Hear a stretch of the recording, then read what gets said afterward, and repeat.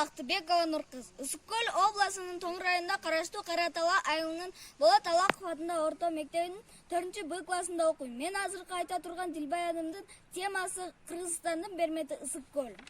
Теңир тоодо орун алган ысык көл Орто Азиянын туризмде жаркыраган жылдызы. Бир убактарда каганаттыктардын эс алуучу жери катары пайдаланылган көл туризм инвесторлорун күтүүдө. Ысык көл Кыргызстандагы Теңир тоодо 1606 метр бийиктикте орун алган. Кыргызстанда кышкысын абанын температурасы -30 градуска чейин төмөндөйт. Ал эми көл бул суукка карабастан эч качан тоңбойт. Мына ошондуктан көлдүн аты ысык көл деп аталып калган. Көлдүн орто эсеп менен 320 кумдуу жээги бар.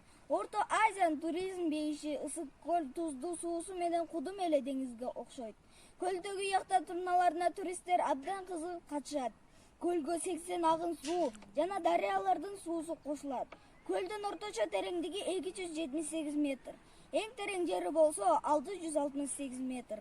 Атактуу кыргыз жазуучу Чыңгыз Айтматовдун күн нуру жер жүзүнөн эң жакшы көрүнгөн жер катары сөз кылган көл туризм инвесторлорун күтүүдө. Мен азыр сиздерге дагы бир ысык көл жөнүндө ыр айтып берейин. Темасы ысык көл. Чабак уруп толкунуңда ойнодум, көңүл ачып көк жээгиңде бойлодум. Ак балыктай түпкүрүңө сүзсөм да, ысык көлүм кумарыңа тойбодум. Арып келсем кубатымсың, демимсиң, ар оорудан айыктырар эмимсиң. Тирүү эмес, өлүү жанды козголткон ысык көлүм эмне деген сезимсиң.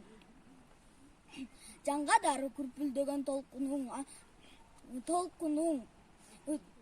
угулгансыйт музгадай шокумуң. Атырылсаң асман менен тирешип, ысык көлүм каначөт мокумуң.